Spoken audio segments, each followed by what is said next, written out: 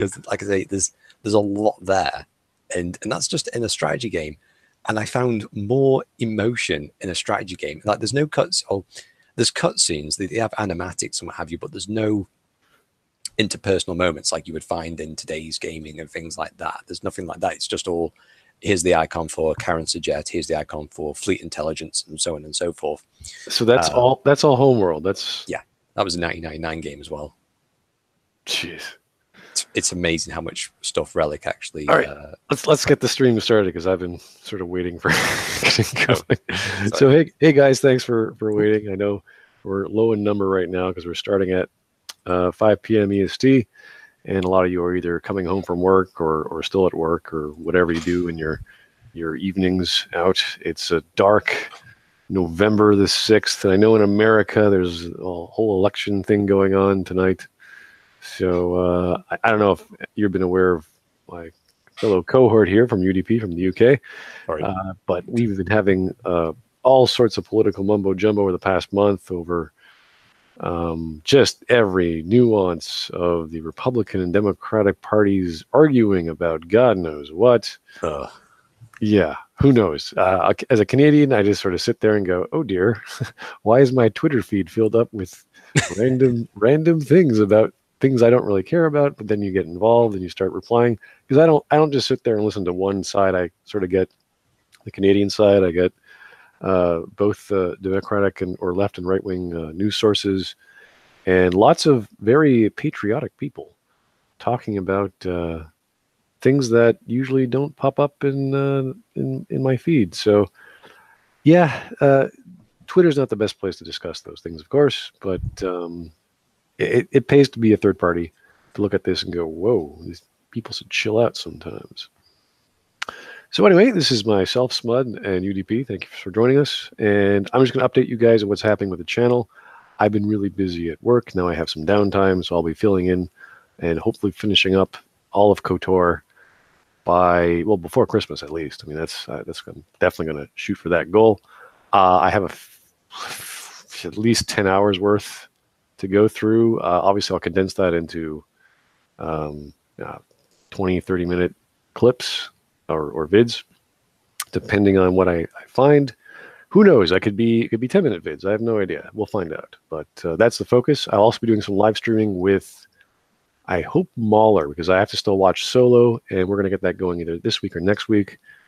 And again, I'm not much of a movie guy, and maybe the DVD has done something special to the movie. Maybe they remastered it. Maybe they cranked up the brightness on the movie. I don't know. Who knows? I'm going to watch it this week and see if we can get them going. Hopefully, I can get UDP as well. If you haven't seen Solo, I'd appreciate that if you'd want to check that out. The only other media, because I've been really busy in terms of animation, was the Castlevania Season 2, which I absolutely love. Castlevania is one of those, I wouldn't say it's a bad series or a bad video game series in terms of story.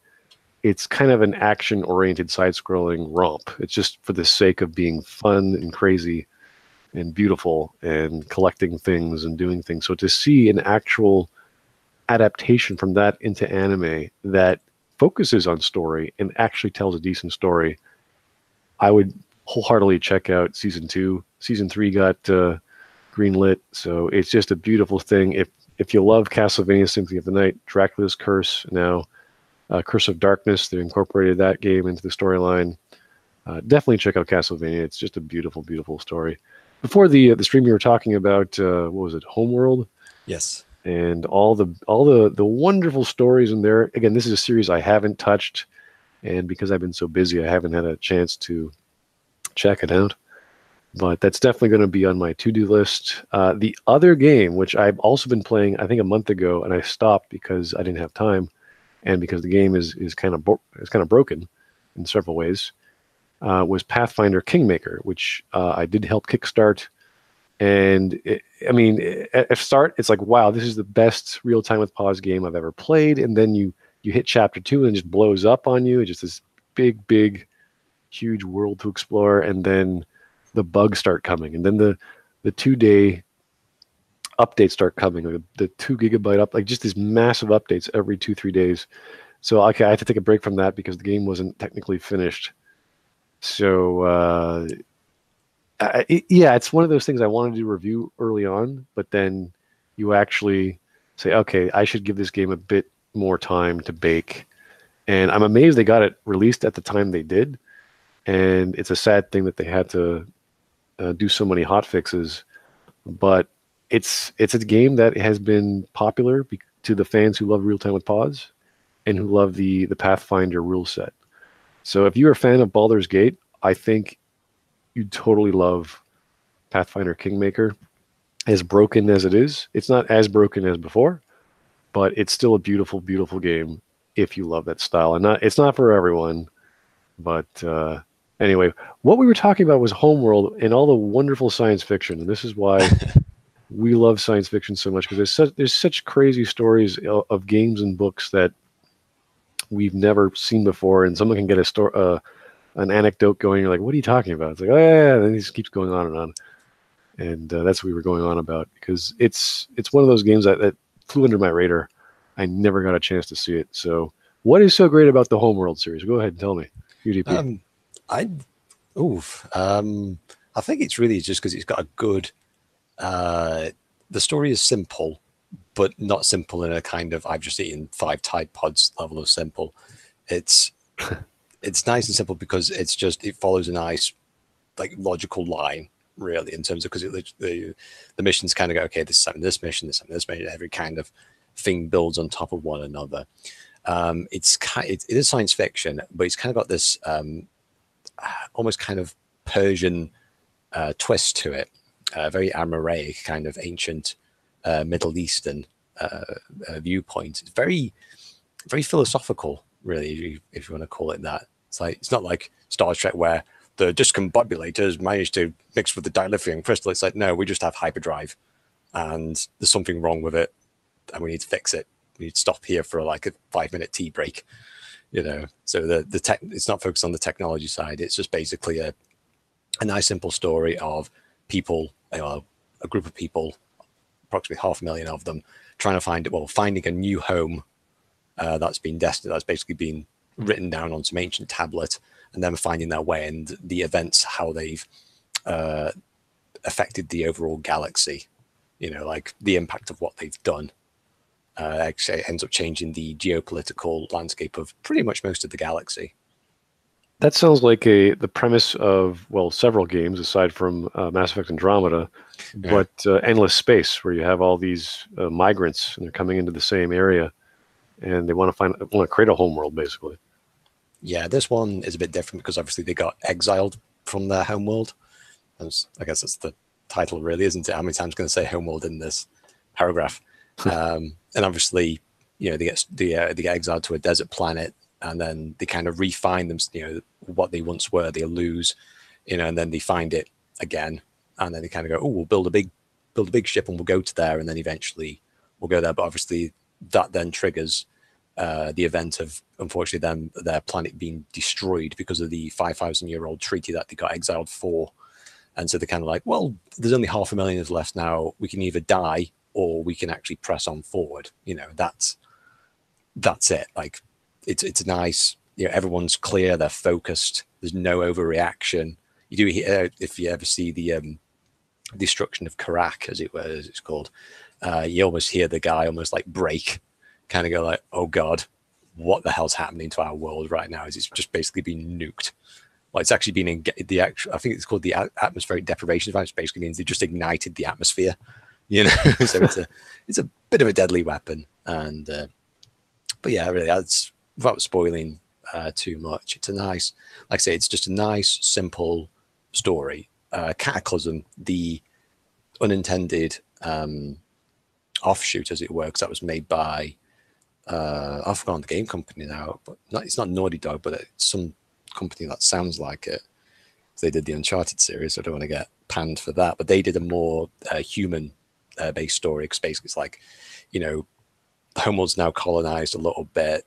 The Hagarans, or the new Hagarans, are trying to establish themselves in the galactic sphere, and so the different clans are now basically kind of going off amongst the stars and gathering resources and trying to find their own way. And obviously they unfortunately release an alien thing that came from hyperspace and kind of almost eats half the galaxy.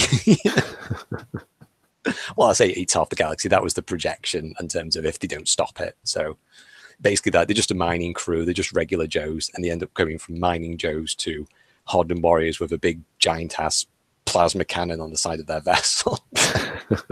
So if I was a new player, and I am, to Homeworld, where should I start? Should I start with the first game, or where should I? I mean, yeah, start with the first game. Cataclysm is a side option.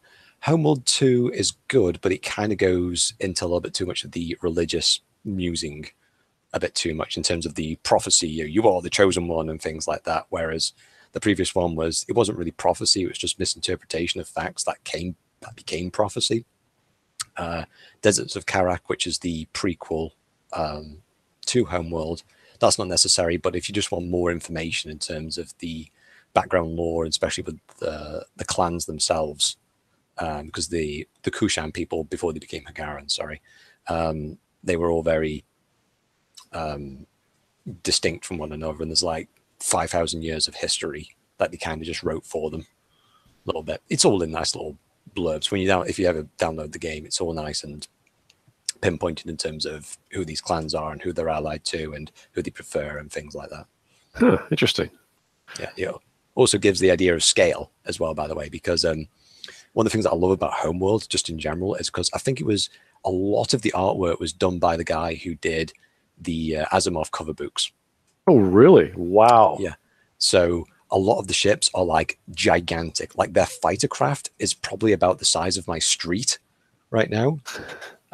Like everything is just big. Like you think big and you think, oh, okay, that's big. No, it's gigantic. Like kilometers long vessels and things like that can withstand the rigors of space and all sorts of crazy things. If anyone's not familiar with the artwork of Asimov, that's pretty much what inspired the artwork or art design of Mass Effect, with the giant space stations, the rotating rings, and all those big, huge looking vistas in space. So that's awesome. I think I really want to check that out now, because as soon as you say Asimov, I'm like, oh, well, that's where I want to be.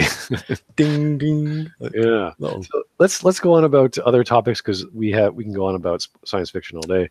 I think the biggest news in gaming, was it this month or last week, was the Diablo Immortal reveal. And again, I'm not against mobile gaming. I have a Nox player. I play all kinds of mobile games. That's fine.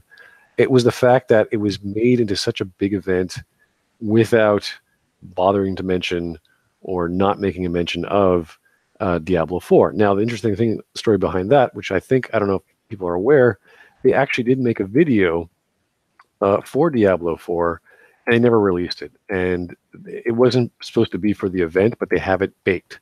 So they were going to actually have an announcement of some sort about the game. And all it had to be was like, hey guys, we're doing Diablo 4. We can't tell anything. Stay tuned for 2 weeks. In the meantime, here's some news about our mobile game. And that would have been totally fine. But they made it sound as if, oh, well, we were going to have a Diablo 4 event the same way we had a Diablo Immortal event, where they had like game stations and people would set up and start playing, or playing a demo. And I thought, well, they can only do one, I guess. They can only have so much space to set up a LAN or whatever they're doing. But it's kind of like, I understand why they're doing it. At the same time, yeah, it's kind of insulting, because when you look at the landscape of Diablo games, or Diablo clone games, because there's so many clone games, and I'm talking back in the day when Facebook started having games on their site, and there were so many Korean and Asian style MMOs, and they're still there, not as much, but they're still there. And that's sort of what they're based on, like the color for upgrades and legendary items. It's always based on Diablo, and they just copied that style. There's entire games that rip off Blizzard. We know that, as well as League of Legends, but mostly Blizzard or WoW. And you see that in all these knockoff games. So it makes sense for Diablo or Blizzard to release an official Diablo mobile game. I see nothing wrong with that. But it's kind of like saying, hey, we're not going to talk about Mass Effect 4. We're going to talk about Mass Effect Infiltrator or something that can be played on a pad or something. You're like, that's not your audience. I mean, yeah, I might go out and buy a pad just for the sake of playing Infiltrator, but I don't really care about a pad game. I care about the official, real working next in series title, which is why I'm here in the first place. So I don't know. I have mixed feelings. I understand it. I'm not as upset as I should be, but if I was a hardcore Diablo fan, I'd be pretty pissed. I never touched Diablo 3. I had friends who were hardcore Diablo 3 gamers. They loved it, but never got into the door. I don't know why. Yeah, it's all different strokes, really, isn't it? I just find it funny that this game is clearly designed for the Asian market, and it's just like, why are you advertising it here in this PC-centric crowd? Maybe that's it. Yeah, it could be a South Korean thing as opposed to a North American thing. I don't know. I think it's more Chinese because the Asian market is a generalized viewpoint. So it's like I say, it's just a nice general overview. But for the most part, a lot of them are on commutes, and sometimes the commutes can be quite long. Like you're talking like maybe 3 hours, especially in China. So naturally, you can't exactly bring a PC with you. So a lot of their gaming's on, phones with them. So that's why it's kind of going in from. It's actually being made by a Chinese company itself, which actually did a Diablo clone, funnily enough. Right. So once again, it's like they should have just kept it. If they wanted to advertise it, they could have gone, just market it in the Asian market and then just kind of go, and then just have it as nice as you're waiting for Diablo 4. We're going to kind of go, we're working on Diablo 4. Here's some images of concept art, or just say that we're working on it. Exactly. And then going to go, but if you're interested in certain things, we've got this on mobile as well. Exactly. Like when you think about Final Fantasy Brave Exvius, that was started in Japan. So they have their own version of Brave Exvius called Japan version. And we didn't even know about it for about a year and a half, I think. And then it was like, wow, you could actually get this game in North America. They finally released it. But the hype was built up naturally just by having the game released in another part of the country or another part of the world. And it was like, oh, I want to get that. Like, imagine you had no idea Diablo Immortal was a thing. And then your buddy from China is like, hey, yeah, I'm playing this new Diablo game, the new beta. And you're like, what? Where'd you get that? Oh, it's only in China. And then you'd be curious. You want to get screenshots. You want to see some translations of pages. You'd be like, oh, I'd love to see that. And then there's an announcement maybe 2 months later. Then you'd be pretty hyped. You'd be like, hey, this is a natural, organic way of getting hyped. They didn't have to have this huge reveal and miss their entire audience by a continent. It's kind of funny that they would have done that. But we're so passionate about this game that we put the Pacific Ocean between us. Yeah. That's how much we care about this game. All right. And that just kind of seems to me like, you just went on stage and just said, yeah, you aren't our intended audience, but we're going to assume that you're going to like it anyway. And just like, you can't do that with people. That's a level of arrogance that you should never come across. Yeah, the only real comparison I can make is between the Fallout series when they released Shelter, and I don't know if it was on an Android yet or you forgot CNC Rivals. Oh, really? Yeah, when they basically did. Were you yeah, that's right. Yeah, you're right. They did that 15-minute awkward presentation where they got like 2 MLG pro gamers from StarCraft? StarCraft 2? I'm probably getting them wrong. I'm probably going to get crucified for that. But they got like 2 MLG like Strat RTS players, and they just played this mobile game on stream for like 10 minutes straight. And you're just like, what the bleep is this? Yeah, mobile games are not like you play them in between going to work or something when you're waiting for something else to happen.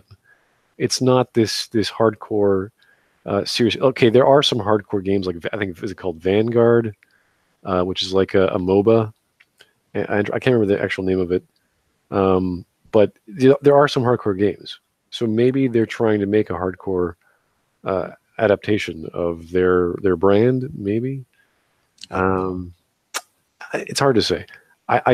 I found it very awkward, and everyone can tell this is not what the fans wanted. And you know what? I don't think we're ever not going to have game presentations at E3 or wherever where there's like some awkward scene or some update where everyone's like, please clap, please like us, please. Yeah. It's like a big wheel of like you got Ubisoft, Activision, EA, and probably another one in there as well. It's like you just spin it around and who's going to cock it up this time. It's not about who's going to make the best presentation. It's about who's going to cock it up the most. That's what we're aiming for. One game I'm actually interested in, and this is from the creator of the original XCOM. It's called Phoenix Point. They just released their official trailer, I think, last week or so.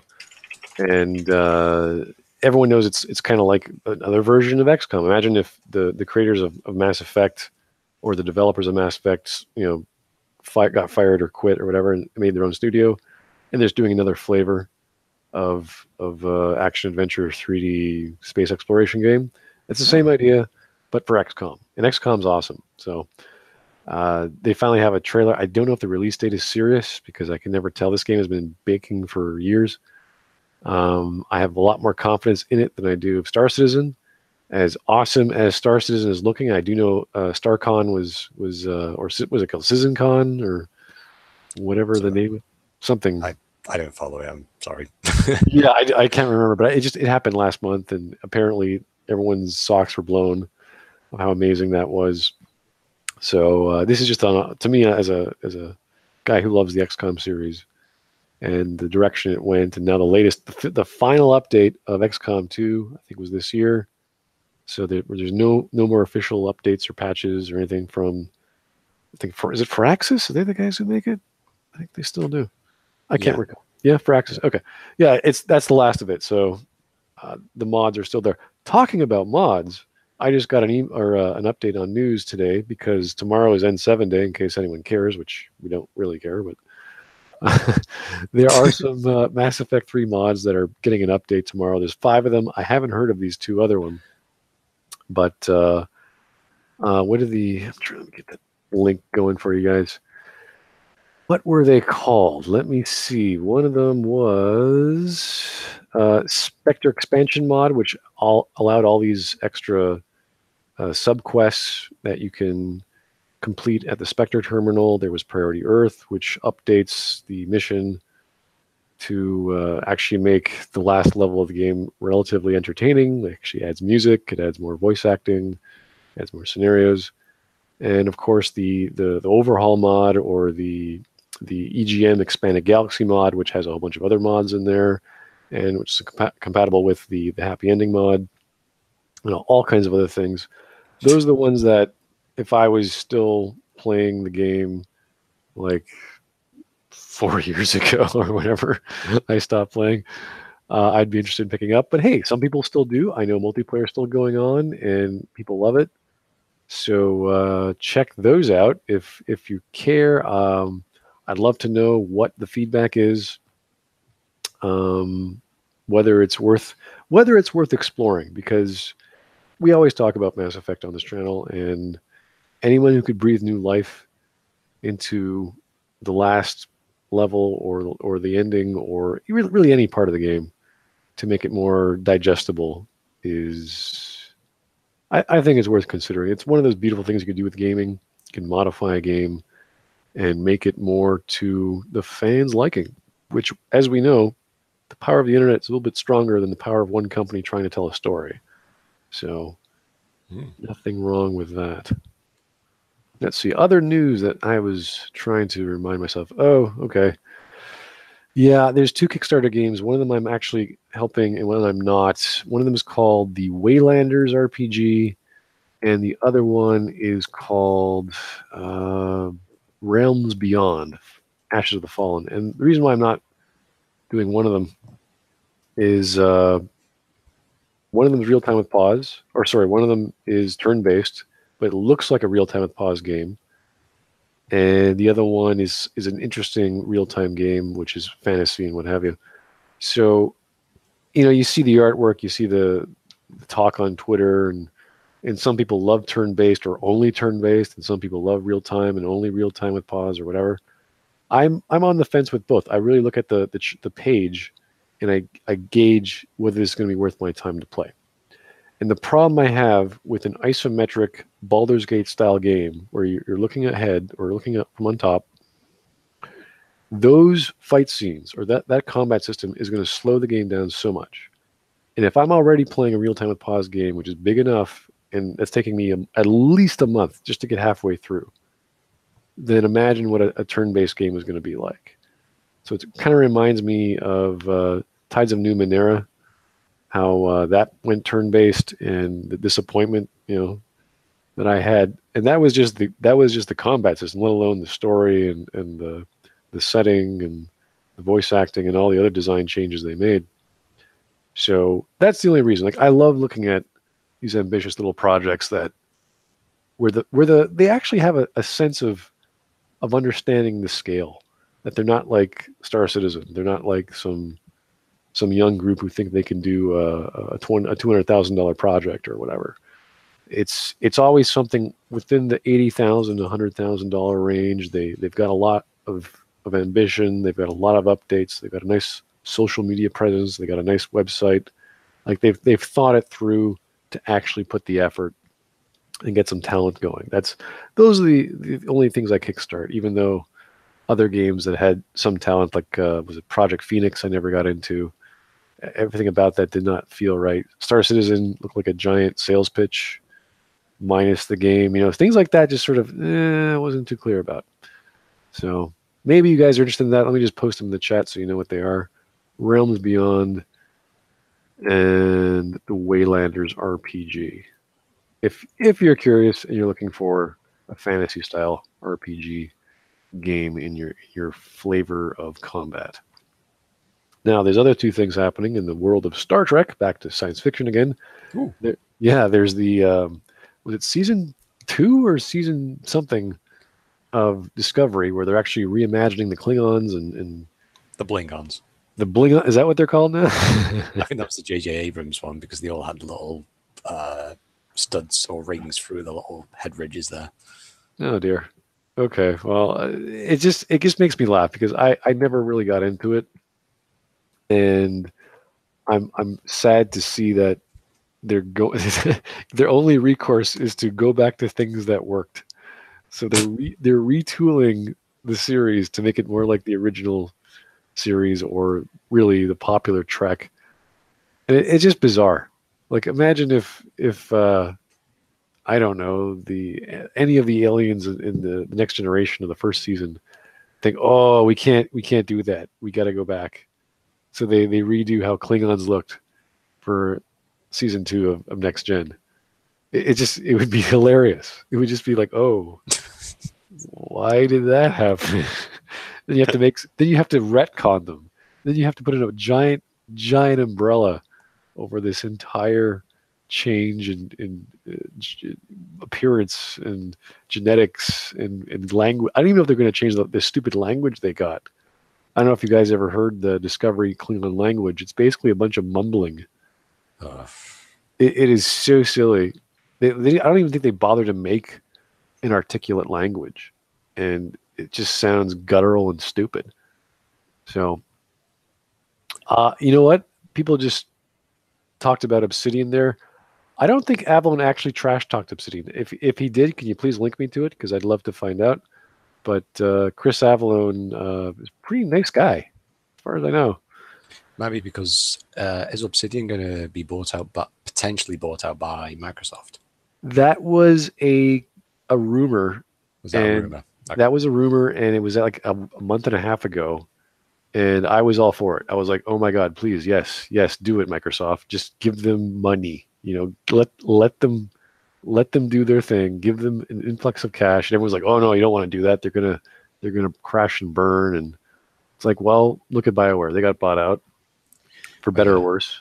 Well, BioWare were with Microsoft for a while.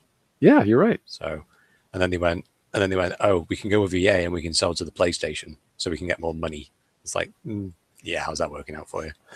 I know, but still, I mean, I don't think Mass Effect 2 would have done what it wanted to do if it wasn't for EA.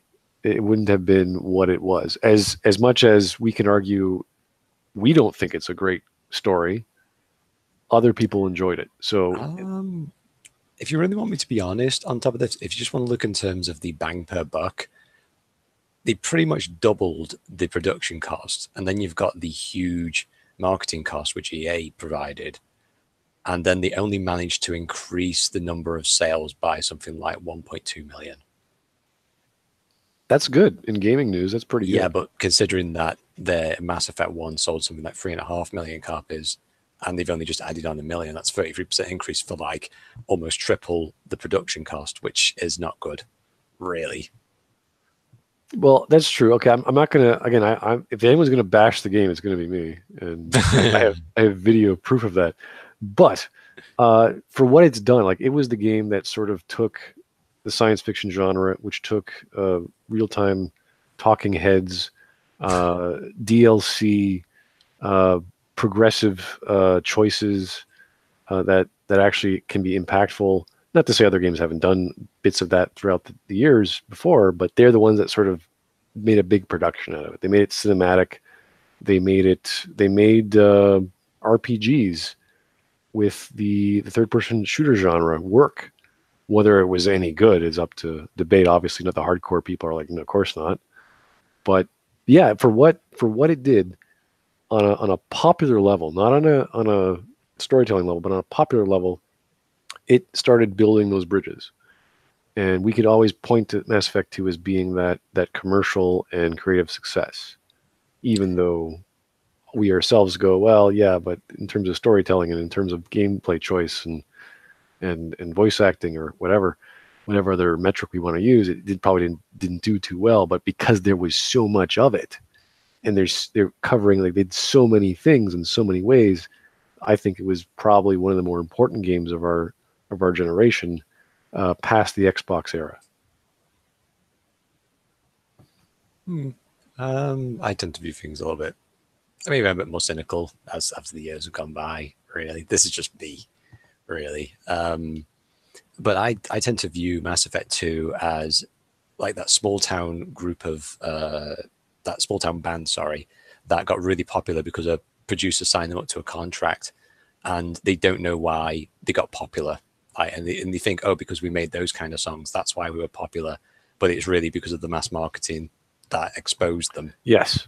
And that's really it. And BioWare, the BioWare still don't know why they became popular the way how they did. And they revert themselves back and they kind of, well, it's because we removed 50% of the previous game or whatever excuse they want to come up with. It's like, no, it's because EA pushed that game out into every single avenue. Like, they put it on the television, they put it on sides of buses and billboards. It was everywhere. Oh, that was more Mass Effect 3, but they did a massive media campaign blitz on it. That's what sold it, really. It wasn't the game itself. Yeah, I do have to agree. I remember the amount of hype and the the Super Bowl ads. The trailer is still the best trailer I've ever seen. The Mass Effect 2 launch trailer, as much as I love the Thor Ragnarok and Suicide Squad trailer as two of the best movie trailers, I still think Mass Effect 2 launch trailer was the best trailer I've ever seen. And even if I take away my nostalgia for the first game, and Shepard screaming out Tali's name as the highlight, even if you take that away, the timing, the music, of course, if you're using trailer music, it's always going to be epic. So, but everything with that, like this, the mystery, the curiosity was there for me as to appreciate a video game trailer. So I know there are other amazing trailers out there. The KOTOR trailers are great. Sorry, when you talk about the trailer, you're talking about the one that was made by Blur Studios, the one where you have Tim and Miranda. No. Those are the I don't know what those. I know those were featured at the Super Bowl. Okay. But like, because what they would do, like the first one, they'd have the first day or the first before the Super Bowl, then they would have their booth or their box seat thing, and they'd say, oh, okay, we're going to announce the trailer in 20 minutes, and then they'd do the next one, and then the next one, and the next one. And then that was like the marketing blitz just for that day. And then they had even more trailers for individual characters throughout the month. And it was like a new trailer every 2 days. It was nuts. Like, I'd be watching the website going, oh my God, who's Samara? Like, who's that? And then you get a trailer for her, and then it'd be like a grunt. What's that? Okay. Oh yeah, he's the Krogan. We know that guy. And it would just keep going. And you're like, this is insane. This game's going to be nuts. And then you realize it's all not connected. It's all just sort of there. It's loosely connected. It is certainly. It's the best side quest game. Yes. I will admit, they are good, but it's like held together with blue tack. Yeah. At this point. And people loved it just for the sake of that was an option in the game, as disconnected as it was. So I was actually going into the mechanics of it all and why people forget about it and why people kind of release to it all, because BioWare were actually taking a beat for beat mechanic in terms of how Call of Duty 4 designed their levels, right? Which was basically the idea of you play a level, but each level is actually only designed for 15, maybe 20 minutes tops. And you actually see that in the recruitment missions and the loyalty missions as well. Each one of those missions is only designed to be played in short bursts. So you play it for a little bit, you drop the controller, you do something else, you forget about what you're doing, you pick it up, you do the next mission, so on and so forth, rinse and repeat. So your brain, the game isn't designed to be played in one long connectivity route, really. Right. So that's the idea of the appeal to the casual gamer, as it were. I don't like using that term. But exactly. I think you got it. I think that's the main point. The same thing how mobile games are like that. You play them for 10 minutes, you put them down. And this is just the AAA experience of that. This was like, okay, I'm going to custom tailor a story just for this. Oh yeah, by the way, we have an overarching plot that'll kick in every 3 stories you play. Very similar to how, well, not very similar, but very unique in its own way, but still paying homage to how Mass Effect did the optional 3 main stories you can choose from, which weren't too unrelated aside from driving our lovable blueberry muffin crazy, waiting for it to be rescued. That was always fun. But yeah, no, you have to respect for what it is, what they accomplished. I think it was Stroisi, who was the creative director or the cinematic director. I'm trying to remember his name. Oh, the guy with the mustache and glasses. No. This is oh, sorry, I forgive. Troisi. Yeah, I have a problem pronouncing his last name. Armando Troisi. That's the reason why the cinematics in Mass Effect look so good. He's the guy who planned it all out. Right, yeah, he's the one who did the agreement. Yeah. He's the Halo guy. He's what was he before Halo? I think he was Mass Effect 1 as well. I don't think so, because that level of quality wasn't there in the first Mass Effect. Maybe that's where he learned his stuff. Who knows? I'm not exactly sure. Was he a BioWare employee? Oh yeah. Okay, I didn't realize he was actually there. I mean, he could have been working on well, that's why we were confused that he didn't stay on till the 3rd game. So, but that's when we were hearing about how they were going to get all those new stupid musician. It was like, okay, why would you get a movie score dude to do a video game soundtrack? It doesn't make sense. Well, I think that was once again because Call of Duty got like Hans Zimmer to do. I think it was Modern Warfare 3. I think was one of them. A few others. But did he do every track though, or just one?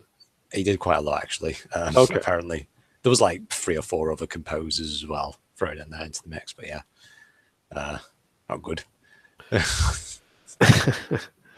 Yeah. So I have nothing against the way they made the game.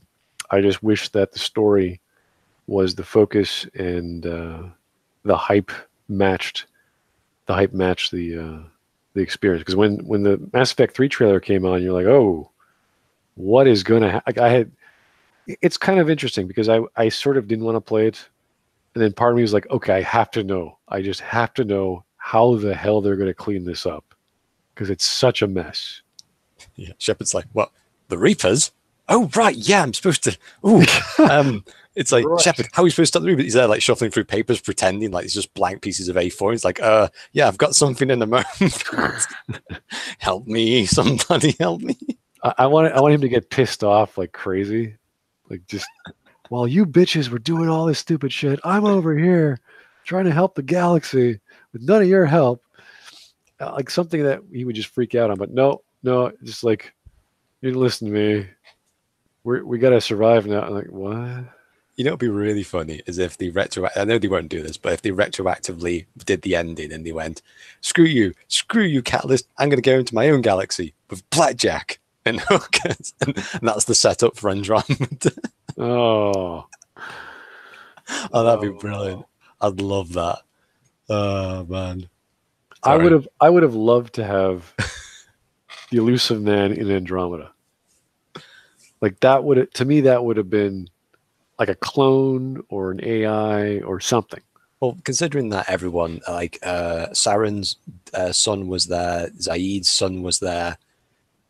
Obviously, you've got Cora, who's but it's like everyone's son was in there. It didn't really do anything. Like it didn't mean anything. It's just like, yeah, we're this person's family. You're like, okay, is that a conflict? Are you going to stop? Like, what does that mean? It doesn't mean anything. It's just a thing to put in there for, I don't know, nostalgia. Was it lore? Like, what's the point? There's no real point. So to have like that, a guy like, because he's the kind of guy who would, obviously, he's the kind of guy who would do some sort of crazy project like this. But why wouldn't he be involved? Why wouldn't he put a piece of him inside of it? That's what I don't get. And imagine you had that kind of personality either driving it or alongside with you or giving that angle, that sort of human survival instinct to the max, and then run with it even further. Like imagine that was the quality you were getting of a flavor or a tone out of the story. Because Andromeda, that had no tone. It was just sort of like, we're here, stuff happens, and we're like, oh, we gotta go there now. I was like, no, we have a plan, dude. You have to follow the plan, or we're dead. And stupid shit happens, and I just cannot believe that they wasted all. Like, this is the problem I have with. I mean, no offense to writers or people who are learning to write, but they don't give it. They do not give their writing a tone. They do not give their writing a style outside of their own language. Like, okay, how you write, how you talk, how you think, that's fine. But they don't give their characters character. They don't give their setting character. Like when you look at Gotham City in 1989 Batman movie by Tim Burton, that is a Tim Burton production. You can tell it's Tim Burton. The costumes, the music, the lighting, everything about it screams Tim Burton. And that alone can sell your product because you know the tone, you know the feeling, you know the vibe you're getting, as opposed to what was the vibe? Can anyone tell me in the chat what was the vibe, or anyone really? What was the vibe of Andromeda? Like what was the tone you got from it aside from your wallpaper based? There had to have been something. I didn't play it, just so you guys know. Like I just watched other people play it and got their opinions and then did my own analysis, of course. But what was the tone?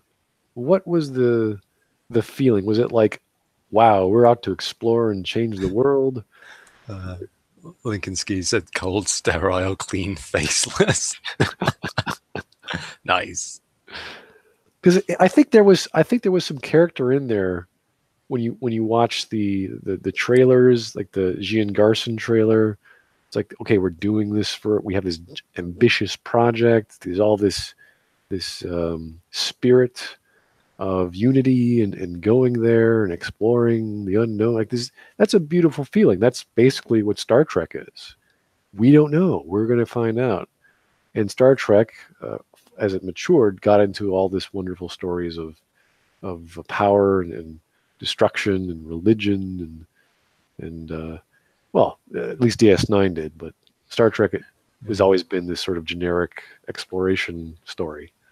So yeah, it allows for different tones to really exist, really, or not really tones, but for different styles. You know, like TNG was exploration, Voyager was, if you want to call Voyager more survival, and DS9 was like enforcing the peace, things like that. So yeah, different. When you look at most of the Crusade series by J. Michael Straczynski, or we always bring up Battlestar Galactica, as well as the spiritual successor to that in Gate World. Yeah, we always like talking about the wonders of Stargate and the last series that got canceled. Like, you could tell that's a story about survival. It was tight. It was a very stressful scenario or situations people were put into. And you know what was going down. They had a job. If they screwed up, they die. It was very serious. So I never got that looking at Andromeda. I sort of got this idea of, oh, there are aliens. They are attacking us. That's not good. I think this is one of the reasons why the regression, you know, in the article they're talking about the regression of like things being pieced together. Like if you look at the trailer, I was looking at some of the old trailers, you can clearly see that terrains have been completely changed. Like in the first one of the early gameplay trailers. It's not a gameplay trailer. I think it's one of the cinematic trailers. But you see the bit where he's evacuating the Solarians on board to the Tempest, and they're actually on the planet. And then that's actually used in space, but they kind of forgot that they're in space, so no one's wearing the helmet and things like that. And like other things like Meridian was actually another planet that actually had a breathable atmosphere. I mean, I think I actually watched a video on it. You can actually see rain falling on it. It's like, this is a space station. Where's this rain coming from? Little things like that. So you can clearly tell like they had a story, but because the thing just fell apart, they were doing things at the last moment. They were literally trying to piece things back together. It's like the earliest bit where your character falls out of the shuttle and then your character's falling and it fades to black. I think there was actually going to be a quick time event there of like you dodging rocks or like a little gameplay element of you like playing that, but they couldn't get it to work. So they just dropped it. Like, no, we need to focus on that now. That doesn't work. Quick going. Well, the idea of generating procedural planets sounds as crazy and cool as it does, but it's just like, oh, you broke that or you couldn't do it, so you have to get rid of it. And then you have to actually plan out individual planets. You're like, yeah, you should have done that anyway. Like what you need you need a linear story that's non-generated. What happened to that? Who knows? So again, people think the gameplay is great. Good on them. I see that even on the Facebook group nowadays. They never stop. Oh, it's a great. You should always check it out. Yeah, every other month, people always ask, should I bother playing Andromeda? And 80% of the time, it's like, yep, totally fun game. Check it out. And there's like this one guy saying, nope, don't waste your time. This is a whole waste. There's really nothing worth playing. It's just play the first game. You'll be happy. Yeah, tighter controls, tighter everything. It's like, oh, okay. Yeah. I think if I was to kind of give an overall viewpoint of Mass Effect Andromeda, that there's two different viewpoints that you can go from. If let's say you view things from the consumer value and you picked it up in a bargain bin for $5 and they know nothing about Mass Effect, and you kind of go, yeah, I bought it for $5, then okay, fine, cool. That's your own point of view. But when the critics are defending and saying it's not a bad game, then you've basically just said to them, well, the AAA industry, because this had $100 million budget and people completely forget about that. And BioWare with $100 million, with 200 people working on the project for 5 years over a period of time, and this is the best that they can come up with. Are you kidding me? Like, that's unforgivable, really. Yeah, as flawed as the story beats in Mass Effect 3 was, at least they had them. At least it made sense. At least it was coming to a point. I mean, when you get to the end of your story, there's not much more you can do. Like, you're pretty much, okay, we have to tell the story of what happens between the Geth and the Quarians. You have to. So that's expected. You need to do that. And the execution was not perfect, but it was dramatic. So even if they failed in the logic aspect or in the cleaning up all their plot threads, they got the drama going. Okay? Tali frickin' dies. Not only does she die, the entire frickin' civilization dies, one or the other. That's pretty epic. So when you're going to an entire galaxy, you expect things to happen on a galactic level, like some galactic mystery. And to go from Milky Way Reapers to Teletubbies. a Teletubby, which is kind of like a religion, which is kind of weird that no one really knew about. And then there's the other aliens that just vanished for some reason. That's not really. I mean, you have to increase the stakes. You can't just give us. You can't just go from a quarter pounder steak to like chicken fillet. It's like, why? Why would I want that? So you have to reintroduce something and give it a new twist. So you have to do something on the level of a Reaper and make it interesting and give us a different angle. Like imagine a bunch of Reapers that were not the Reapers we expect. They look a different design. Another 2-kilometer ship, but it's instead of a cuttlefish, it's a lobster. And why is it doing that? We don't know. Maybe there's one that talks to us. Maybe there's one that is hiding in a planet or a star. Something crazy. Like go nuts. Why not? Go crazy with ideas. You could actually have your civilizations based around a Reaper, and it's like slowly feeding them information. Go crazy with ideas and just go with it. And you know, I don't know. You have all this money, all this time, all this creative talent, and the writers are just sitting there going, "Well, we want to do all these things, but the dev guys are still trying to figure out whether we can do procedural planets or not. So I can't write a story around that." It's like, don't worry about what the tech can do. Write a story that you know is going to work. I don't really know because they announced work on the new Mass Effect game in July 2014, and then 2 months later Casey left. Like he left in August. Then the new guy that they hired, Gerard Larahani, he arrived, and then like weeks later he left. And it's like, whoa. So you've just lost the guy who made Mass Effect, who can give the thing an actual vision, you know. And he's gone. So who's in charge of the project now? And I think this is where the whole, you know, when people talk about Anthem and things like that, it's like Anthem's not Casey's project anymore now. That's someone else's. We have no control. Yeah, we haven't really talked about Anthem. It looks okay in terms of development, meaning they're actually hitting their deadline. And they're doing the alpha. I think the alpha is done. And you know, I saw a 20-minute stream. I think you linked me to it, and it was like, okay, it looks good, but I don't really care. Like it does not blow me away. It does not impress me. It obviously looks attractive because it's a brand new game and it's flashy and you know new sprites and what have you. Yeah, not feeling it. And how can you feel it? It's a multiplayer game with none of the things that we expect in a space age BioWare game. There's no choices that we can see that they've told us. There's no characters that are contributing to a cogent story because they haven't told us anything.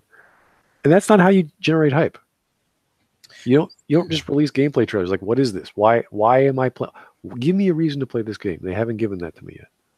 The one thing as well that I've always kind of worried about, the worried thing that I'm worried about, is that Drew was actually hired to write this game. Oh dear. And then I'm not sure what's happened to him right now. Obviously he left and he did his work in, was it 2016 that he said, I've completed my work now. I've completed all the drafts I need to do and I'm going to move on.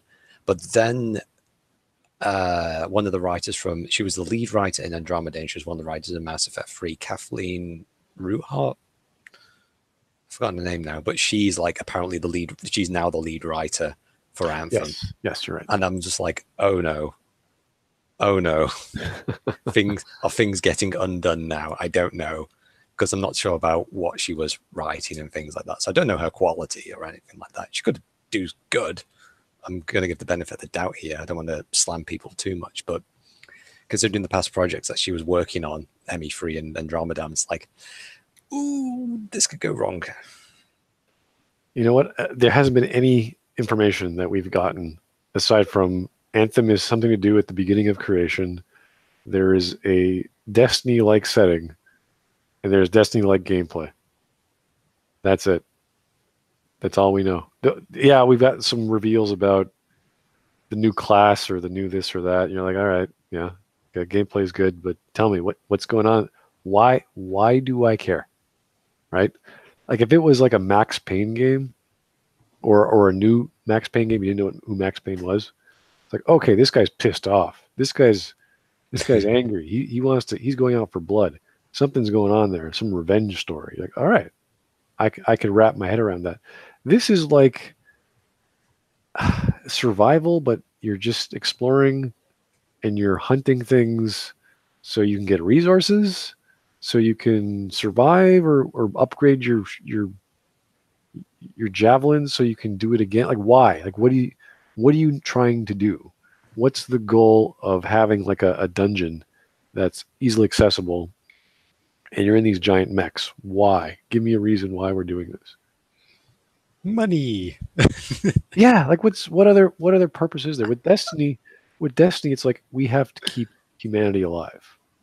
Again, Destiny's a bit weird of a game. I haven't played it, but the story, what I understood is that there are the last vestige of humanity being attacked by this alien force, and we have to preserve that, and we have to acquire the alien technology and all this plot lines surrounding who's doing what and how to do that.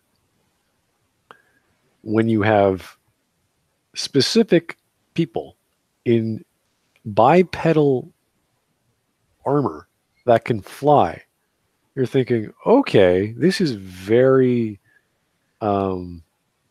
like you have a tool for a reason. Why are you in this bodysuit? Is the environment so deadly? Well, it is deadly, but you can walk around. It's a jungle. You can just walk through it, right? You don't need to fly through it. So there's a reason why do you have to crank yourself up to this higher level of power. You see? Yeah. And I don't know. Like why do we need a Normandy SR2? Okay, we need more firepower. We need more people. Why we need those people is not explained, but we're going with the premise of be more prepared than not, which still doesn't make any sense, but it's better than not being not prepared. Okay, fine. Yeah. Mystery, discovery, exploration. We'll figure it out as we go. Oh wow, it just happened to work out. Great. Okay, that was stupid, but at least you were prepared. So we knew that we had to get resources to do some other thing. Great, that's Mass Effect 2. Mass Effect 3, we're all screwed. Who the hell knows? Okay. We have no idea. Yeah. So with Anthem, I don't get it. There is no explanation. And there's pretty much Dominic's like, because giant mechs equals money. It's like, yep, that's all we can think of. That's all there is to it. Yeah, they kind of got this. I think someone a while ago, one of the other streams that we did, they said about the javelins are actually passed down from, I'm not sure it was generation to generation, but they're kind of passed down. So if people have people lost the capacity to build these mechs, but it's like, if they're that valuable, then why are you allowing people to go out as individuals? Surely wouldn't you be going out on force? Like, we're going to go out there as a battle group now because we don't want to lose these suits.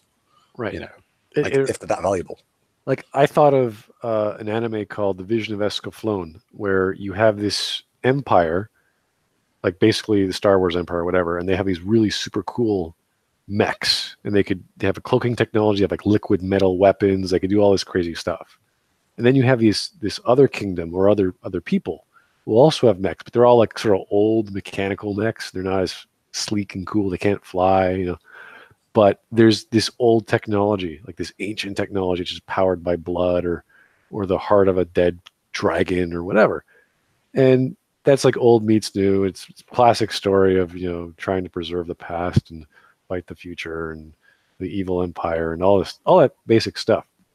But it gives purpose behind why this one mech is so special and why the empire is so evil and the preponderance on technology as opposed to the past and culture and nature.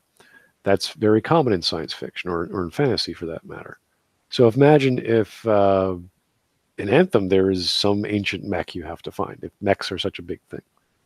And all the technology is based off those mechs. Okay, great. We have this sort of ancient culture that everything was inspired by, and we have to then use this and discover it to keep ourselves alive in this alien world. So why else would you want resources aside from eating and protection? So you have to be more efficient at getting more resources so you can expand and make another colony elsewhere. I don't know. I mean, there has to be something like that. Yeah, you could have it like a previous expedition went out and they lost the suits, and it's like, well, if you can bring back those suits, then you can wear them. Like, oh, great.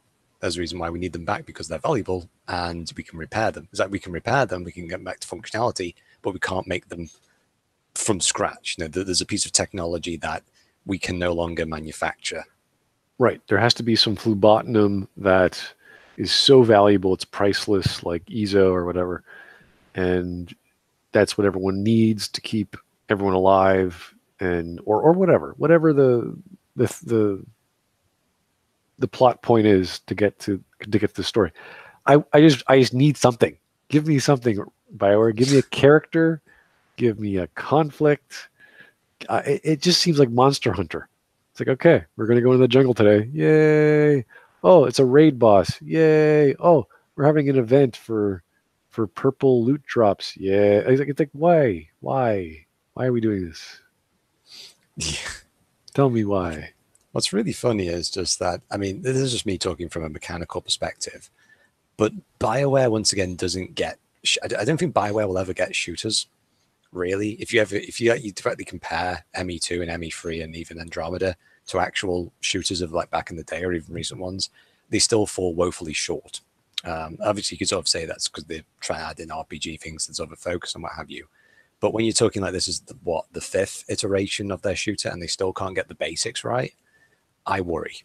I genuinely worry for their game designers. Well, when it gets released, the first comparison will be Destiny 2. And you're like, okay, which is the better game? And you're going to, okay, well, Destiny 2 does all these things, but you can't fly underwater. Okay. Yeah. You can fly underwater. That's it. Enjoy. There has to be something that people will compare to. Like the same when you compare KOTOR 1 and KOTOR 2, when you compare the first Mass Effect, you have to do these things. Because this is supposed to be some revolutionary concept. This is what Casey Hudson was like, oh, this is going to be the next big thing. And you're like, really? Where is it? Like, what is the next big thing? What's new here? Well, not only what's new, but what is so special about it? It could be something old. It could be something that isn't new. It could be a reinvention of a genre or a mechanic. It could be an evolution of a mechanic. I don't know. Just Casey, what were you thinking? Like, what was the Bob Dylan reference? What did it mean? Like, I'm really grasping for straws here. I really want to know what the. Well, he's been gone for 4 years out of the production, mate. He's not actually in charge of Anthem. He's just the general manager now. So he's not the project lead. He's been given a bigger job because Aaron Flynn screwed up quite.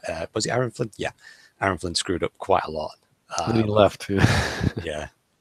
Well, it's like when people talk about why was Montreal closed down, it was because there's a lot of things, really, but whatever.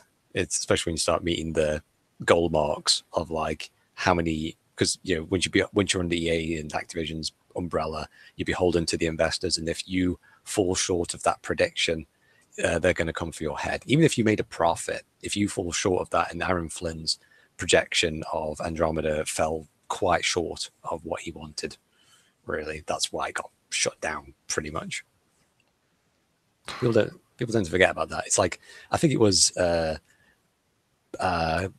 Ops 4 made something like $500 million in its first 3 days, but because it fell 50 million short of its projected things, the investors are not happy about it. Like, you just made $500 million. Like, what the hell are you doing? Like, Jesus, are you not happy? No. We wanted that one there. Like, they always look to what Rockstar is doing. It's like, well, compared to their numbers, it's like, well, no, it's a totally different genre, and we don't have the resources as they do. Quick Anthem, put cowboy hats on. Oh God, let's do some hat trading. Yeah, make it like TF2. I don't know why. It's all a bit daft, really. I kind of worry for Anthem because I won't say it's an all or nothing. I genuinely believe that if Anthem doesn't do as well, the Austin studio is going to be up for the chop, and it's just going to be Edmonton that's going to be left. Well, all they have left is the next Dragon Age on the slot for next production. But they said there's another. I know there's another game that they're planning. and that's before the next Mass Effect. Oh, right. In terms of whatever they have in the pipe. So who knows? I really think Anthem is the do or die, but they're going to try to put all their hopes on Dragon Age, which is, I think that's going to be the last roar of BioWare's RPG, really. If you want to call the next Dragon Age an RPG, you know, considering that Inquisition was almost infected by. Did I tell you about that? How Inquisition was almost infected by microtransactions. Yes, I do. Yeah, that whole debate, because they had the whole timer thing on the missions, and like some of the ones like 72 hours. It's like, wow, that's a long ass time for a single player game, and they were going to introduce pay to skip. But I think they coded it wrong, so you could literally just change. You could literally just put your calendar forward, and it would do the mission. So it's a bit like, whoops, oh, we can't monetize this one now. Oh well. Inquisition is a beautiful idea with just ridiculous execution.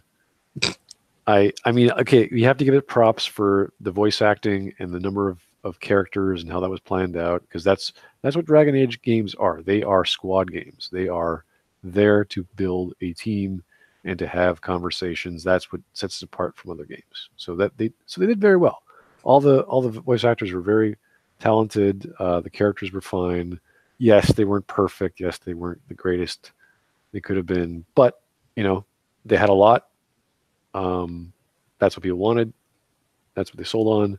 Great storyline, plot development. Kind of laughable, kind of silly, but I love the idea of building a base. I always have. I was like, you have your squad, you have your team, you're building an empire, you're building a village, whatever you're building something. Well, the thing about the building was just that nothing happened in it. Like, yes. it never got attacked. Like, you take something like Neverwinter Nights 2 at Crossroads Keep, you build it up, you build your army up, and you have like your trainers and things like that. It's nice and intricate. And if you mess it up, then you're going to be the battle at Crossroads Keep, when you basically get besieged, you're going to be suffering for it, because if you haven't prepared it, that's good. I think they also did it in the expansion pack for Dragon Age.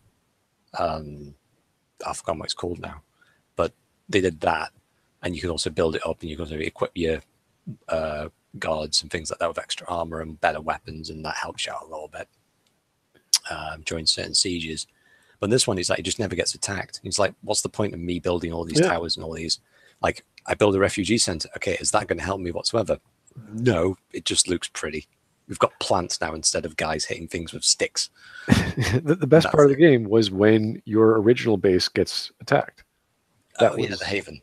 That was good, actually. The music was exciting. You know, you're like, oh crap, did this work out? Did I properly, upgrade this or that? Like that was like, yes, this is what you want. What's the point of getting into a sports car if you cannot go up to 160 miles per hour? It's like, why did you give me this game? Why did you give me this giant spear if I can't spear anyone with it? Why would you design something with ramparts and walls and all this stuff if you're not going to use it? It makes no sense. Even if you were expecting to fail, like it didn't matter what you did, you were going to fail anyway. You still want to see the event of something coming at you and stopping you. Like so, let's say Mass Effect 3. The game scenario was you always lose because the Reapers are so big. Fine. But at least show me the results of my choices and the results of having a base or whatever, and have them get overtaken. Right? It's like, no matter what you do, fate is inevitable. There's nothing you can do about it, as hard as you try. And that'd be tragic. That'd be sad. It'd be like, oh, I hate this game, blah, blah, blah. But that's the point. That's the message. That's the goal. So, everything's a holding action against, like, you kind of like trying to save something else or whatever. So it's like you're trying to distract the Reapers by doing something else, by thinking that, that you can fight them, even though there's no hope for it. It's like, okay, we've got plan B instead, because plan A clearly isn't working right now. Yeah. And that could be a Mass Effect 4. And it's like, oh, right, this is what's going to happen, But Yeah, I think with back to Inquisition though, the problem was that they changed the story halfway through development, which is just that's the reason why it felt disjointed for me. Because once again, you take the whole idea of the earlier trailers with the breach and things like Oh that, and the God. demons invading and things like all that, and then it's just like, yeah, the first act, it just gets rid of it. It's like, oh, so that big hole in the sky that you just advertised for ages is no longer a threat. No, the demons invading now, they're just they're just there now. You're like, oh, okay, who are we fighting then? Corey the crackhead. Oh, great. Well, the one trailer, not the trailer, but that one gameplay at a con where they showed the time event where it's like, okay, you have to go here or here. You can only do one. Yes. You have 10 minutes to do so. It's like, oh, this is what I want. I want an army game where you build an army and you can only send them one place or the other, and then you're in that part of the army. Or maybe you sent all your troops to one and you go to the other. Something like that. That's the kind of game I wanted to see. That's the kind of game I thought we were going to buy, and or they're going to sell us, and that's not what we got. Yeah, I think they get scared and something just changes along the way, or I don't know, someone left. I don't really know, but like I think that was the alpha stuff. And they're like, oh yeah, you're this guy, and it's all cool, and like, all right, that's nice, and that's why I ended up actually buying the game because of that alpha demo, which, as you can probably imagine, after my initial reactions, I was not very happy with the game. It was a bit laborious, and I don't know why you ended that. But when I finally played through Witcher 3, at least that one has choices. Like I think there's one mission where you basically get tasked out by these 3 witches of the forest, and it's like, right, go kill this demon that resides in the forest, because these 2 things are in a fight basically over who owns this area. And you kind of, okay, but then the demon horde, or the demon basically is like, no, those witches are basically taking children, and they're taking children from this village that you've just previously met, and they're going to eat them. In actual fact, they probably eat the villagers as well. But it's like, right, who do you help in this situation? Do you help the demon horse, which is clearly evil, or do you help the witches who are also evil? You're like, it's more about which evil are you actually happy to live with, and you need those kind of choices. Or what's the event that you can live with, or that you're most comfortable with. Right, which you got in the first Dragon Age, which is the choice between the was it the Tuvok? I always think of the voices. Yeah, the elves. I mean, the thing about that is just that they did kind of go down the path of the third option of where you can make everyone all good, which I don't mind personally. If there's always the option there, like you can do that with Connor's character as well, I believe. Like if you go to the Mage Tower and bring the mages, then you can like save everyone, like no one has to die. It's just a bit more long-winded, Oh yeah, jeez. So if the option's there, but it takes a long ass time, I think it depends on how you're going to build your game. Do you want to build it in terms of, is it 100% that you can complete the quest on, or is it actual 2 choices that you're going to have to pick between, that you're forced to pick between, because you can't have both? Yeah, there would be a lot better storytelling, at least with having choices where there is a value between both. And it's not this is a good choice where you get this stuff, and this is a bad choice where you get this stuff. It's like, okay, I'm doing this because my companion says so, or I trust them more than I trust this guy. But it's not a win-lose scenario. Or it's not always a good bad scenario. It's there's more than one thing going on in one choice. Like you don't build up a scenario, at least for character development. When we're talking about character development, we're talking about how a flaw in a character allows them to grow in a certain way, and the choice is the focal point of where they go. And that flaw changes their persona as the story progresses, so that you actually see the development go, and then it comes to a boiling point, and boom, then the game comes in and says, what do you want to do with this character?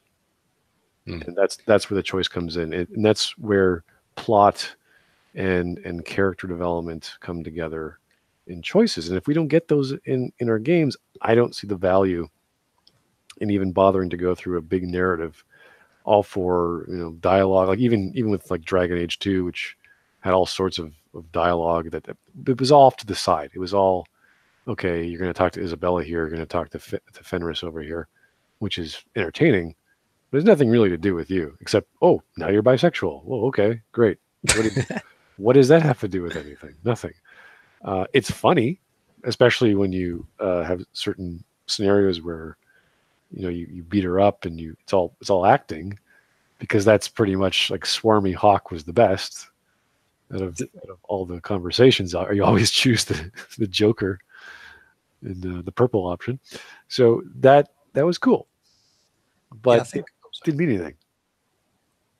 So I was going to say, when you're talking about the idea of forcing your character to grow, this is something that I kind of hoped with the Mass Effect game, where, or just an idea actually, of where you have the is it the free backstory, what's it called now, the psychological profile. Profile.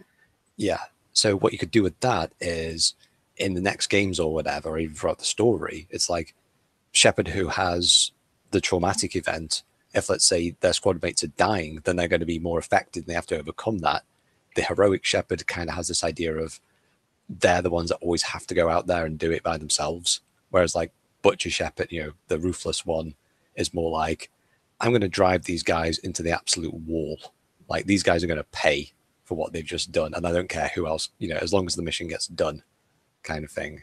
Something like that. But of course, you can actually fight against your original backstory to overcome it, or you can actually exacerbate it through your actions. That would have been fantastic, honestly, if they could actually do. And that would have only been one or two choices in the game that were optional in the first Mass Effect, because we did see those background side stories happen, as simple as they were. They were there, so that at least they paid some attention to your first choice in the game, which is at your character creation stage. Of were you part of a gang back on Earth? Some guy's trying to blackmail you. Was it something to do with your mom, or if you were the spacer, then your mom was in the military. Still actually like a captain of one of the ships. Right. Yeah.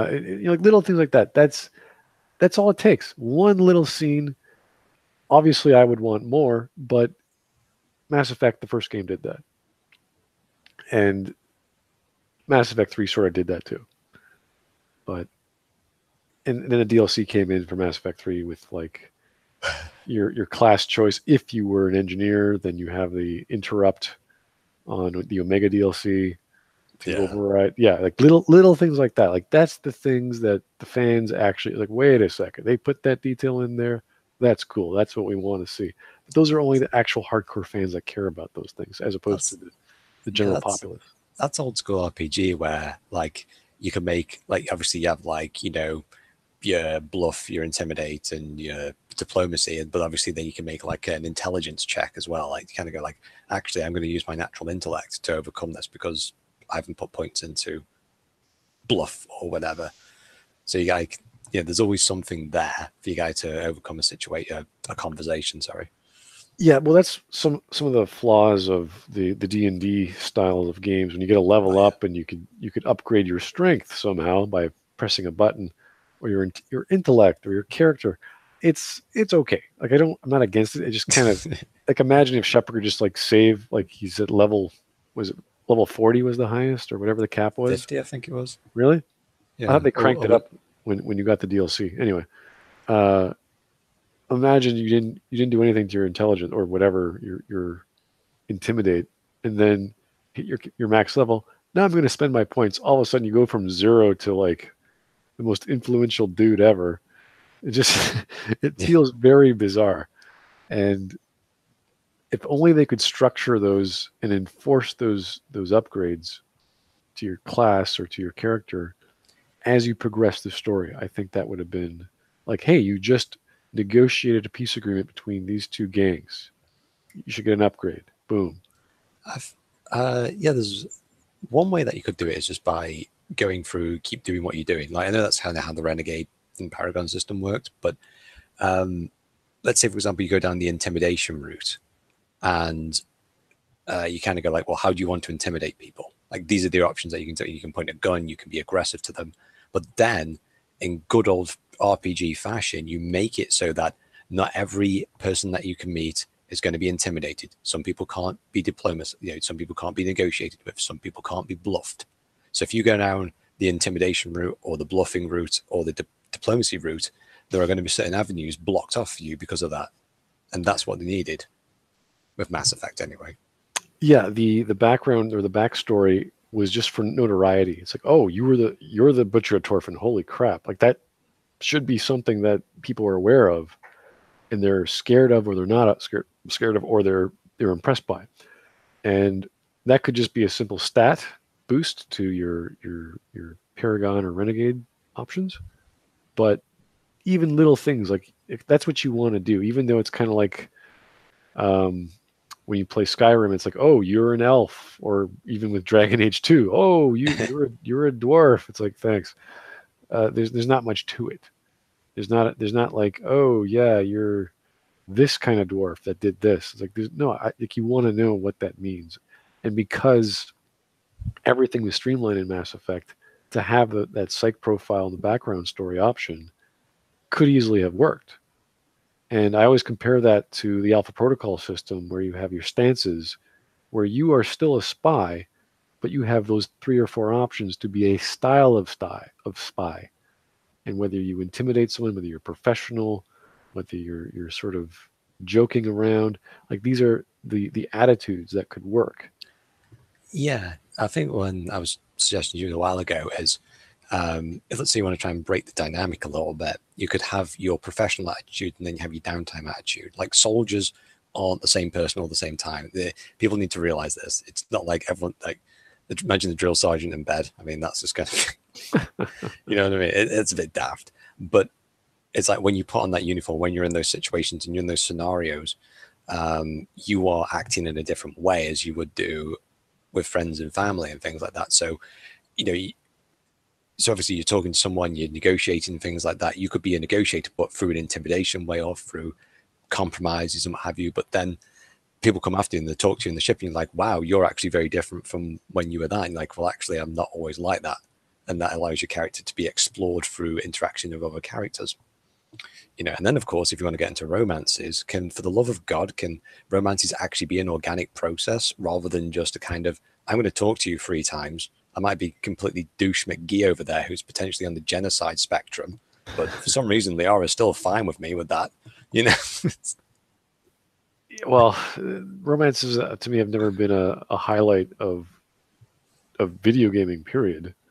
Even in Alpha Protocol, not because I thought they did it worse. I thought Alpha Protocol did it well, but the execution and the graphics and other things never really felt proper. Like you saved this person's life, of course they're going to care about you more.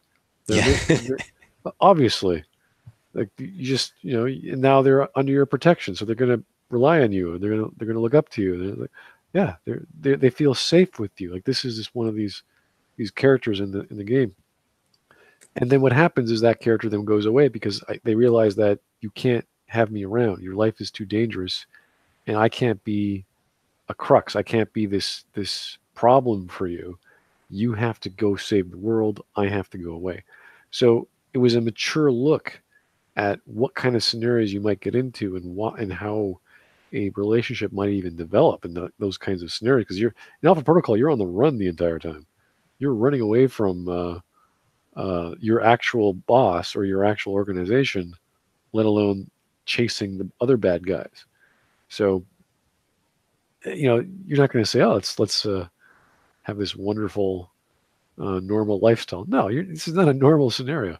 So, to have something on the run, on the go, on a journey, is the mindset of what these people should be in, and that's what the mystery of Mass Effect was that, oh, we have to keep chasing this character who might know something about the end of the world, and you're like, what is that?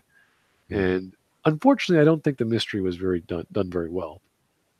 The mystery of the Reapers was fine, and how it was expressed was fine, but it didn't really build up. It didn't really go anywhere until you that one meeting with Sovereign, and then it went like up to 10. You're like, oh crap!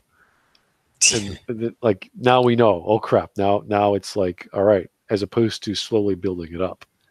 So, like as soon as you saw that ship on Eden Prime, you're like, oh, that's big, and then nothing, and you're like, okay, and then you finally get to Vermeer, and then it's like, oh, now we're at this level again. So pacing is very important. Developing mystery, revealing things through the plot, and we can criticize good stories, and we should, so that we learn from them. But I think most of our criticism goes into the stories that just don't know what they're doing. And we realize, okay, almost everything this story just did, just do the opposite. And then once you compose your story in that direction, then you have something to work with. Then you can say, okay, now we're going to imagine what it's like after we have good reason to go to another galaxy, why events would turn out this way, how they would turn out this way, what character would I need to facilitate things to turn out the way that would work, even though you're in this hellish scenario of almost ending your life or your existence because we have no resources, and like the seed ship just loses power. You're like, oh, okay. I guess we should get our power back on before we start exploring the galaxy. No. You go do that. That's okay. And everyone jump on the bicycles. We'll power it ourselves. Well, that's scenario. It's like, yeah, no, we'll take the shuttle. We'll be good. It's like, how about the rest of the ship, buddy? Like, shouldn't you have all hands on deck for keeping everyone alive, not just you? No. I think. Sorry, I was going to mention that. It's really funny how everyone called was it Ashley an ME1 a racist because she had that one line. But the thing is, though, is just that she was right, and everyone just seems to completely forget about that. The bit where in ME3, when you meet the council, they're all like, "Yeah, we don't care about humanity. We're too busy dealing with our own problems." If Ashley was there, she'd be going, "No, I was right and you were wrong. I'm going to sing the I was right song."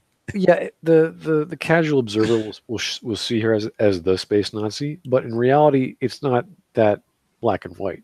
What she's trying to say, obviously, because she has a lot more nuance to her character than just saying, even though they're not human, or even though your dog is not human, you would still sacrifice your dog to save yourself. And she just like the character of Ashley was essentially the quintessential soldier. She's just like infantry. And that's her mindset. So she's all about survival. She's all about, this is what you do in this scenario, and you follow this, and you discipline yourself this way, or people die. That's it. So all of her family tradition, her sisters, her dad, all of that is all military. So once you have that as a basis, then you say, okay, I'm going to play with the nuance. And then she talks about aliens, and she talks about her dog. She talks about her love for her family and her background of trying to get out of the shadow of her dad, all that stuff. And even with that, the humanity first, she didn't even like that one scenario if you brought her along with that political guy near the end of the game. Is it the Terra Firma guys? Yeah, the Terra Firma. What a great scenario right at the end of the story. Where it's like, wait, you should have been at the start of the story, and have her explore that more, and look at what is humanity in this setting, and why is it like this? What is her opinion? Because she was the quintessential human. She was the quintessential soldier, whereas Caden was just this weird guy. Caden was just, I'm a telekinetic and I get headaches, and I don't know what else to say about Caden. Caden's problems all solved with a glass of water and 2 ibuprofen. That's it. Good job, Caden. Good job. Thank you, Lieutenant. You're doing a good job. Go back to your whatever you're doing in that corner of the ship there. Yeah, what is he doing there? I have no idea.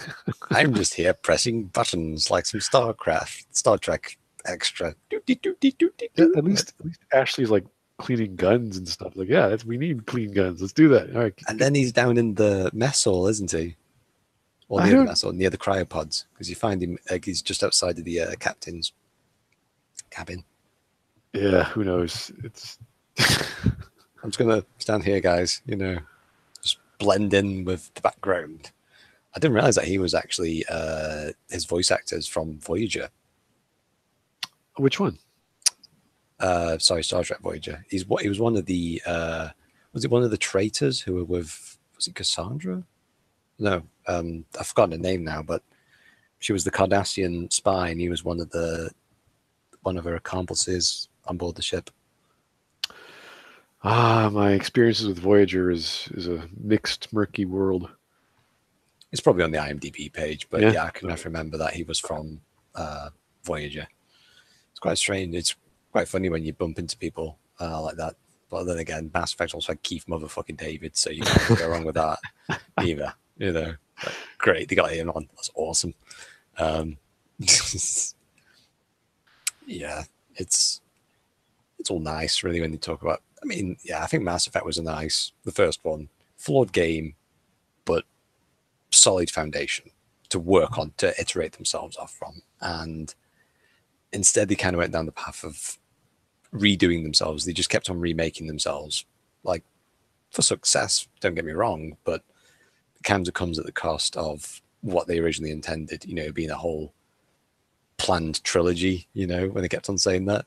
No, I know when there's so many people involved, and even in software development, it doesn't matter what you're making.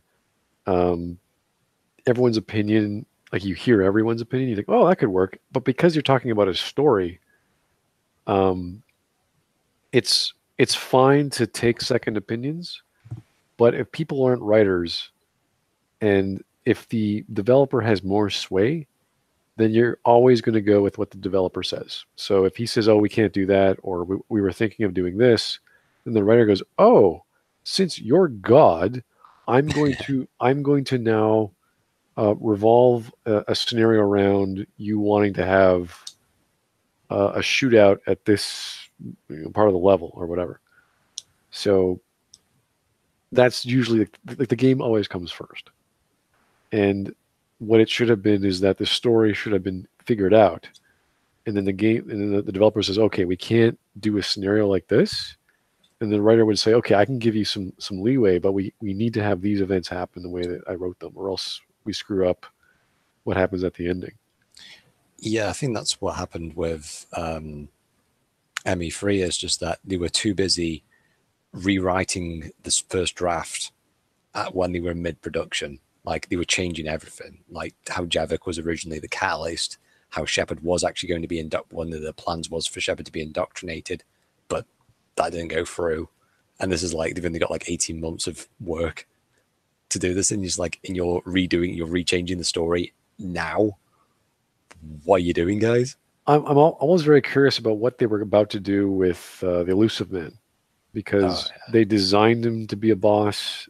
I think they were about to make him a boss. Casey said, we're not going to have him as a boss.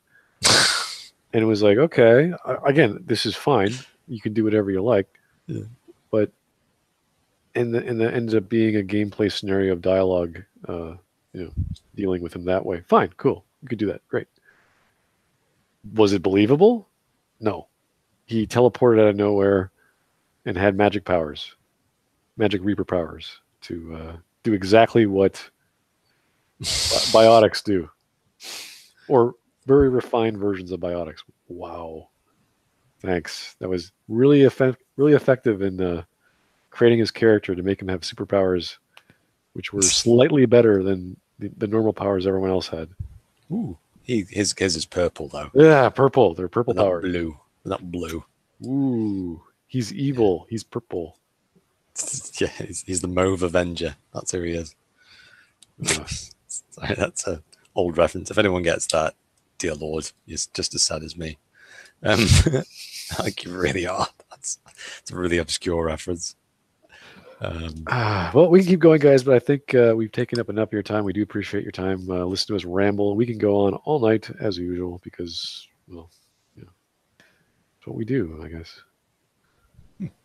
But hey, it is what we do best. So hey, if you guys have any ideas for future content you'd like to see, put them in the comments below after this video finishes baking, of course, and anything about Mass Effect, because we're always open to hear your ideas. I know I've asked this throughout the years, and for what you'd like to see, or what you'd like to know, or what things you hated, or things you wish they did. It doesn't have to be Mass Effect related, but that's usually where your interests lie. Science fiction, of course. So spaceships, aliens, scenarios that you've never heard of or thought of. Always love to hear reading about them. And thanks again for your time. We appreciate it. Thank you.